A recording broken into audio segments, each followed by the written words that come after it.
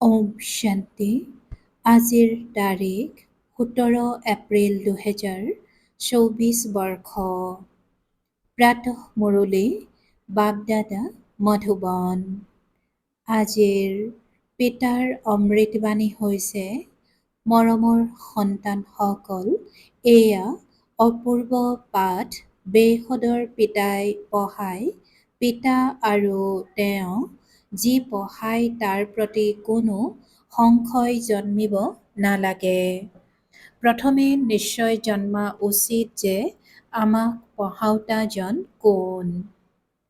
আৰু আজিৰ প্ৰশ্ন, তোমালোক সন্তানসকলে নিৰন্তৰ স্মৃতিৰ যাত্ৰাত থকাৰ শ্ৰীমত কিয় পাইছা? পিতাই উত্তৰত কৈছে, কিয়নো মায়াৰূপী শতৰু এতিয়াও তোমালোকৰ পিছত আছে। যিয়ে তোমালোকক অধঃপতিত কৰিছে, এতিয়া মায়াই তোমালোকৰ পিছ নেৰিব। সেইবাবে গাফিলতি নকৰিবা। যদিও তোমালোক সংগম যুগত আছা, কিন্তু আধাকল্প মায়াৰ হৈ আছিলা। সেইবাবে সোনকালে এৰি নিদিব। স্মৃতি পাহৰিলেই মায়াই বিকৰ্ম কৰায়। সেইবাবে খবৰদাৰ হৈ থাকিব লাগে। আখুৰি মতত চলিব নালাগে। ওম শান্তি। এতিয়া সন্তান সকলো আছে, বাবাও আছে। বাবাই অনেক সন্তানক ক'ব, অ সন্তানসকল। সকলো সন্তানে আকৌ ক'ব, অ বাবা। সন্তান বহুত আছে। তোমালোকে বুজি পোৱা এই জ্ঞান আমাৰ অৰ্থাৎ আত্মাসকলৰ বাবেহে। এজন পিতাৰ কিমান অনেক সন্তান আছে। সন্তানসকলে জানে যে পিতা পঢ়াবলৈ আহিছে। তেওঁ প্ৰথমে বাবা, তাৰ পাছত শিক্ষক, আকৌ তাৰ পাছত গুৰু হয়। এতিয়া পিতাটো পিতাই হয়, আকৌ পাৱন কৰি তুলিবলৈ স্মৃতিৰ যাত্ৰা শিকায়। আৰু এয়াও সন্তানসকলে বুজি পায় যে এই পঢ়া অপূৰ্ব। ড্ৰামাৰ আদি মধ্য অন্তৰ ৰহস্য পিতাৰ বাহিৰে আন কোনেও শুনাব নোৱাৰে। সেইবাবে তেওঁক বেশদৰ পিতা বুলি কোৱা হয়। এইটো নিশ্চয়তো সন্তানসকলৰ অৱশ্যে জন্মে। এই ক্ষেত্ৰত সংশয়ৰ কথা আহিব নোৱাৰে। ইমান বেশদৰ পঢ়া বেশদৰ পিতাৰ বাহিৰেতো কোনেও পঢ়াব নোৱাৰে। আহ্বানো জনায়, হে বাবা আহক।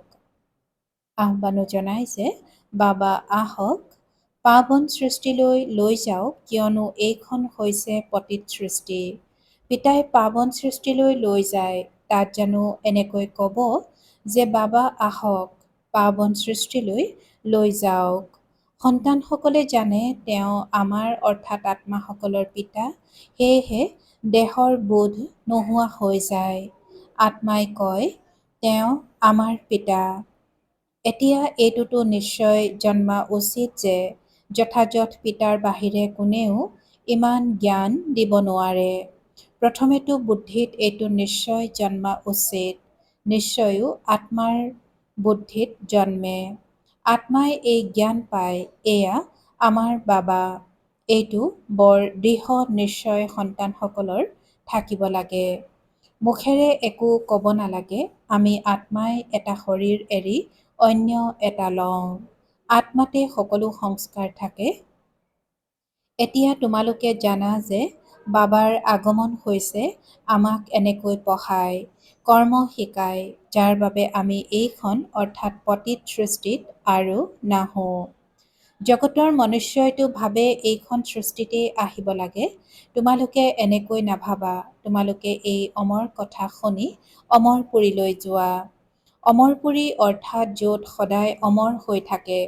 সত্যযুগ ত্ৰেতা হৈছে অমৰপুৰী। সন্তানসকল কিমান আনন্দিত হোৱা উচিত। এই পঢ়া একমাত্ৰ পিতাৰ বাহিৰে আন কোনেও পঢ়াব নোৱাৰে। পিতাই আমাক পঢ়ায়, বাকী যিসকল শিক্ষক আছে তেওঁলোক সাধাৰণ মনুষ্য। ইয়াত তোমালোকে যাক পতিত পাৱন, দুখ হৰ্তা সুখকৰ্তা বুলি কোৱা, সেইজন পিতাই এতিয়া সন্মুখত পঢ়াই আছে। সন্মুখত নহাকৈ ৰাজযোগৰ পাঠ কেনেকৈ পঢ়াব? পিতাই কয়, তোমালোক মিঠা সন্তানসকলক পঢ়াবৰ কাৰণে ইয়ালৈ আহোঁ। পঢ়াবলৈ এওঁৰ অৰ্থাৎ ব্ৰহ্মাৰ শৰীৰত প্ৰৱেশ কৰোঁ। যথাযথ ভগৱানুবাসো হয়। সেয়েহে নিশ্চয় তেওঁক শৰীৰ লাগে, কেৱল মুখেৰে নহয়, গোটেই শৰীৰ লাগে।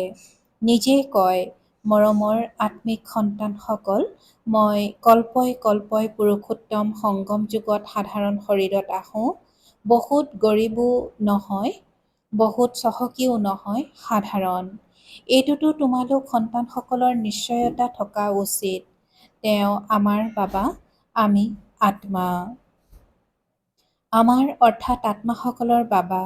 গোটেই জগতৰ যিয়েই মনুষ্য মাত্ৰৰ আত্মা আছে, সেই সকলোৰে বাবা। সেইবাবে তেওঁক বেশদৰ বাবা বুলি কোৱা হয়।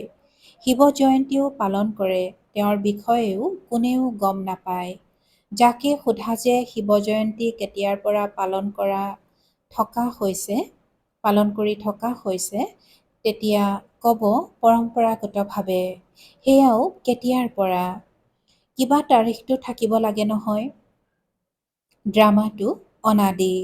কিন্তু ড্ৰামাত যি কৰ্মকাণ্ড হয় তাৰ তিথি তাৰিখটো থাকিব লাগে নহয়। এয়াটো কোনেও নাজানে। আমাৰ শিৱ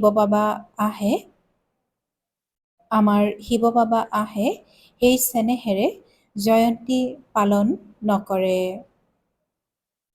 নেহেৰু জয়ন্তী সেই স্নেহেৰে পালন কৰিব, চকুলো ওলাব। শিৱ জয়ন্তীৰ বিষয়েও কোনেও গম নাপায়। এতিয়া তোমালোক সন্তানসকল অনুভৱী হোৱা। অনেক মনুষ্য আছে যিসকলে একো গম নাপায়। কিমান মেলা অনুষ্ঠিত হয়, তালৈ যিসকল যায় তেওঁলোকে ক'ব পাৰে যে সত্য কি। যেনেকৈ বাবাই অমৰনাথৰো দৃষ্টান্ত শুনাইছিল, তালৈ গৈ দেখিলে সত্য কি। আনেতো অন্যৰ পৰা যি শুনে সেয়া শুনায়। কোনোবাই ক'লে বৰফৰ লিংগ থাকে, সেয়াও সঁচা বুলি ক'ব। পিতাই কৈছে যে এতিয়া তোমালোক সন্তানসকলৰ অনুভৱ হৈছে শুদ্ধ কি, ভুল কি। এতিয়ালৈকে যি কিছু শুনি পঢ়ি আহিছা সেয়া সকলো আছিল ভুল। গায়নো আছে নহয়, মিছা কায়া, এয়া হ'ল মিছা খণ্ড, সেয়া হ'ল সঁচা খণ্ড। সত্যযুগ ত্ৰেতা দ্বাপৰ অতীত হৈ গ'ল, এতিয়া কলিযুগ চলি আছে।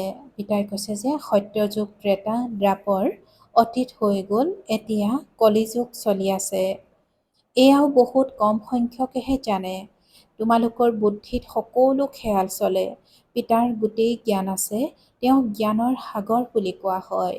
তেওঁৰ যি জ্ঞান আছে সেয়া তেওঁ এই শৰীৰৰ দ্বাৰা প্ৰদান কৰি আমাক নিজৰ সমান কৰি আছে। যেনেকৈ শিক্ষকেও নিজৰ সমান কৰি তোলে, তেনেকৈ বেশদৰ পিতায়ো চেষ্টা কৰি নিজৰ সমান কৰি তোলে। লৌকিক পিতাই নিজৰ সমান কৰি নোতোলে। তোমালোক এতিয়া বেশদৰ পিতাৰ ওচৰলৈ আহিছা। তেওঁ জানে যে মই সন্তানসকলক নিজৰ সমান কৰি তুলিব লাগে। যেনেকৈ শিক্ষকে নিজৰ সমান কৰি তুলিব, ক্ৰমানুসৰি হ'ব, এইজন পিতায়ো এনেকৈ কয়। ক্ৰমানুসৰি হ'বা। মই যি পঢ়াওঁ এয়া হৈছে অবিনাশী পাঠ। যিয়ে যিমান পঢ়িব সেয়া ব্যৰ্থত নাযাব। আগলৈ গৈ নিজেই ক'ব, মই 4 বছৰ আগতে, 8 বছৰ আগতে কাৰোবাৰ পৰা জ্ঞান শুনিছিলোঁ, এতিয়া পুনৰ আহিছোঁ। আকৌ কোনোবা একেবাৰে লাগি ধৰে, অগ্নিশিখাতো আছে। আকৌ কোনোবা চগাপোক অগ্নিশিখাত একেবাৰে উৎসৰ্গিত হৈ যায়। কোনোবাই পৰিক্ৰমা লগাই গুচি যায়। আৰম্ভণিত বহুত চগাপোক অগ্নিশিখাৰ প্ৰেমিকা হৈ গ'ল। ড্ৰামাৰ পৰিকল্পনা অনুসৰি ভাতী হ'বলগীয়া আছিল। কল্পই কল্পই এনেকৈ হৈ আহিছে। যি অতীত হৈ গ'ল, কল্প পূৰ্বেও এনেকুৱা আছিল। পিতাই কৈছে যে কল্পই কল্পই এনেকৈ হৈ আহিছে। যি অতীত হৈ গ'ল, কল্প পূৰ্বেও এনেকুৱা হৈছিল। আগলৈ পুনৰ সেয়াই হ'ব। বাকী এইটো দৃঢ় নিশ্চয়তা ৰাখা যে আমি আত্মা, পিতাই আমাক পঢ়ায়, এইটো নিশ্চয়তাত দৃঢ় হৈ থাকিবা। পাহৰি নাযাবা। এনেকুৱা কোনো মনুষ্য নাথাকিব যিয়ে পিতাক পিতা বুলি নুবুজে। লাগিলে এৰি থৈ গুচি যাব। তেতিয়াও বুজিব যে মই পিতাক এৰি দিলোঁ। এয়াতো হৈছে বেসদৰ পিতা। তেওঁকতো কেতিয়াও এৰি নিদিওঁ, অন্তলৈকে লগত থাকিম। এইজন পিতাটো হৈছে সকলোৰে সৎগতি কৰোঁতা। পিতাই কৈছে যে এইজন পিতাটো হৈছে সকলোৰে সৎগতি কৰোঁতা। ৫,০০০ বছৰৰ পাছত আহে এয়াও বুজি পোৱা। সত্যযুগত বহু কম মনুষ্য থাকে, বাকী সকলো শান্তিধামত থাকে। এই জ্ঞানো পিতাইহে শুনায়, আন কোনেও শুনাব নোৱাৰে। কাৰো বুদ্ধিত ধাৰণ হ'ব নোৱাৰে।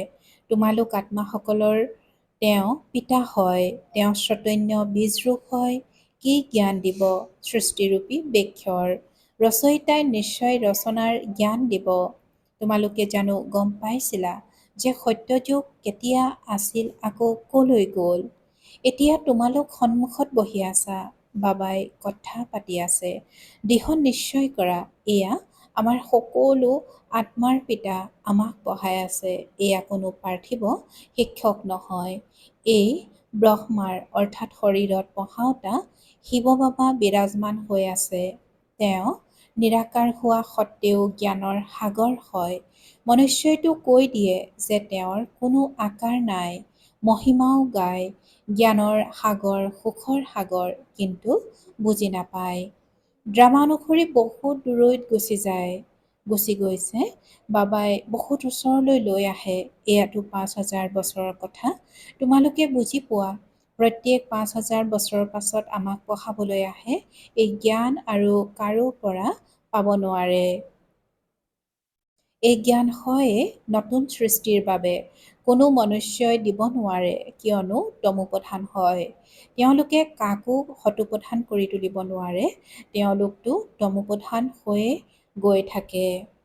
তোমালোকে এতিয়া জানা, বাবাই আমাক এওঁৰ শৰীৰত প্ৰৱেশ কৰি কৈ আছে। আকৌ পিতাই কয়, সন্তানসকল গাফিলতি নকৰিবা। সতৰো এতিয়াও তোমালোকৰ পিছত আছে, যিয়ে তোমালোকক অধঃপতিত কৰিছে। সেই সতৰোৱে এতিয়া তোমালোকৰ পিছ নেৰিব। যদিও তোমালোক সংগম যুগত আছা, কিন্তু আধাকল্প তোমালোক সেই সতৰোৰ আছিলা। সেয়েহে সোনকালে এৰি নিদিব। সাৱধান হৈ নাথাকিলে, স্মৰণ নকৰিলে তেতিয়া আকৌ আৰু অধিক বিকৰ্ম কৰাই দিব। তেতিয়া কিবা নহয় কিবা প্ৰকাৰে থাপৰ লাগি থাকিব। এতিয়াতো চোৱা, মনুষ্যই নিজে নিজক থাপৰ মাৰিছে। কি কৈ দিছে? শিৱ শংকৰক একত্ৰ কৰি দিছে। পিতাই কৈছে যে এতিয়াতো চোৱা, মনুষ্যই নিজে নিজক থাপৰ মাৰিছে। কি কৈ দিয়ে?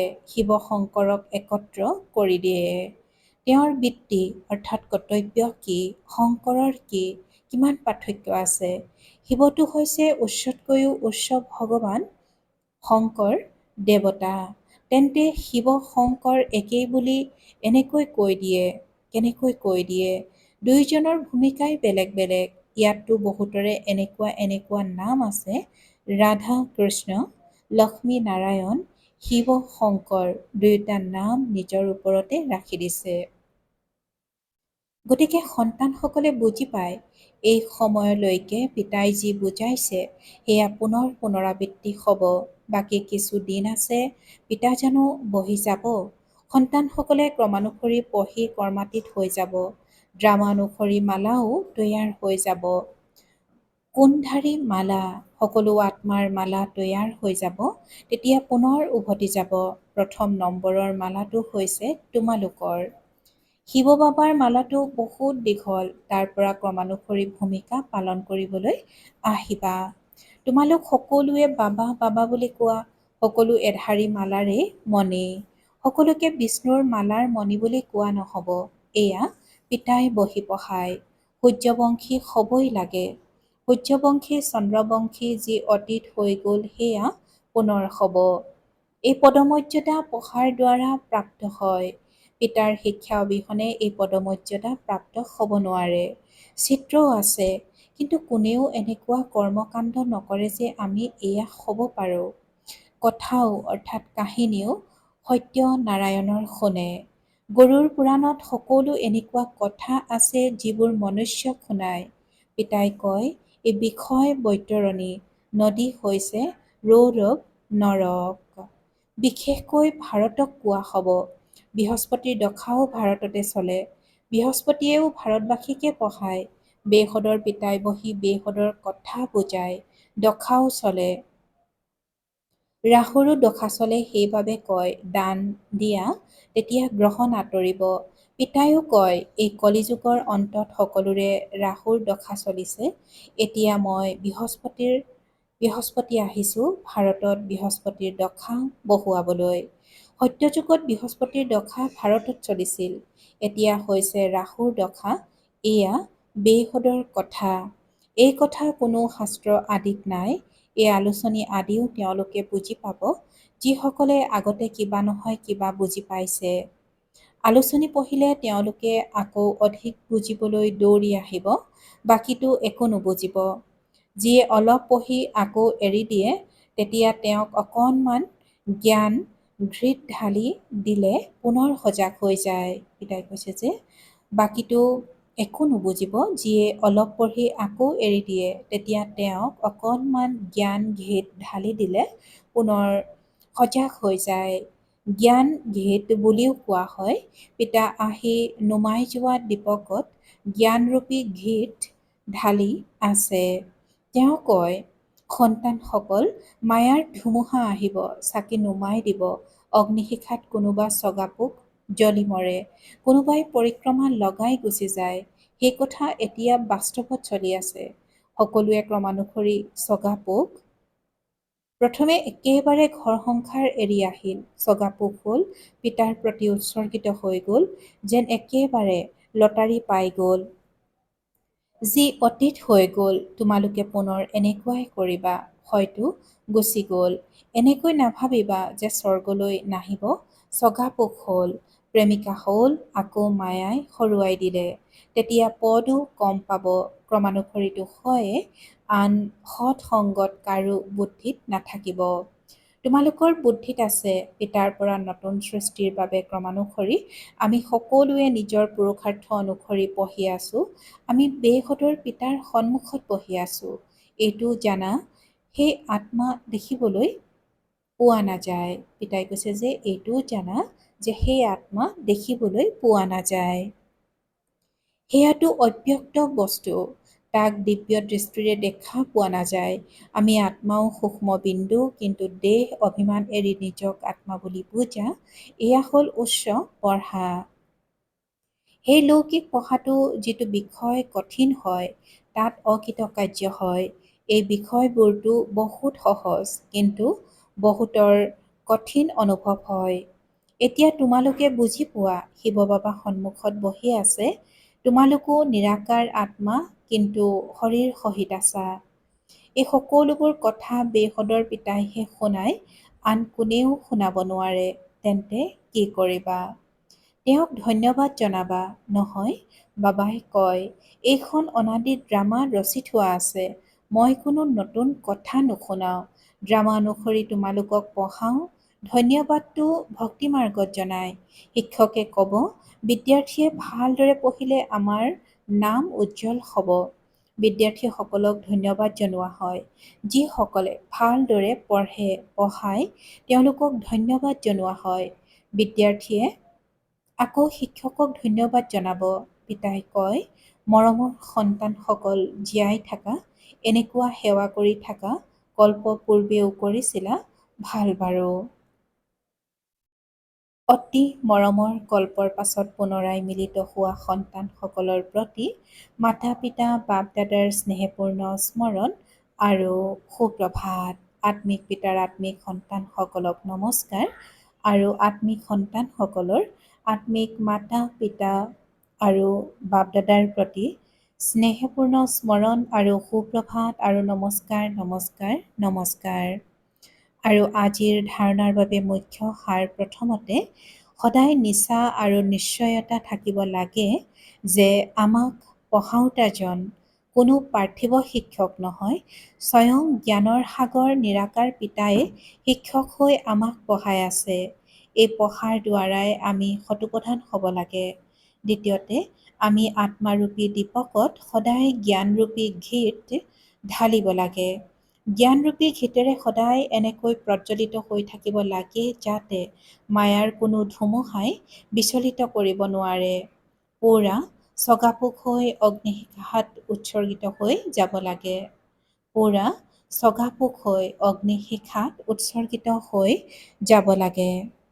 আৰু আজিৰ পিতাৰ বৰদান সদায় একমাত্ৰ পিতাৰ স্নেহত সমাহিত হৈ সহযোগী তথা সহযোগী আত্মা হোৱা। আৰু আজিৰ বৰদানৰ ব্যাখ্যা যিসকল সন্তানৰ পিতাৰ প্ৰতি অতি স্নেহ আছে সেই স্নেহীয়া আত্মাসকল সদায় পিতাৰ শ্ৰেষ্ঠ কৰ্মত সহযোগী হ'ব আৰু যিমান সহযোগী তেওঁ সিমানেই সহযোগী হৈ যায়। পিতাৰ স্নেহত সমাহিত হৈ থকা সহযোগী আত্মা কেতিয়াও মায়াৰ সহযোগী হ'ব নোৱাৰে।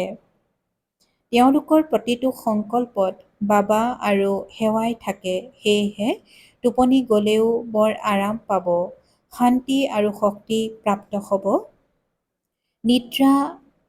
নিদ্ৰা নহ'ব যেন উপাৰ্জন কৰি সুখৰ নিদ্ৰাত শুই আছে।